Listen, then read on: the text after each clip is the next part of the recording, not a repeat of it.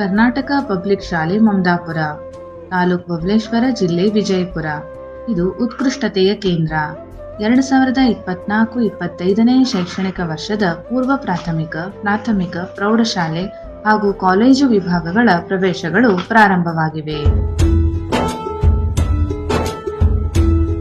ಭಾಷೆ ಅಮೃತ ಕುಡಿಸೋ ತಾಯಾಗಿ, ಭಾಷೆ ಅಮೃತ ಕುಡಿಸೋ ತಾಯಾಗಿ, ಭವಿಷ್ಯ ಬರೆವಂತ ತಂದೆ ನೋವಾಗಿ,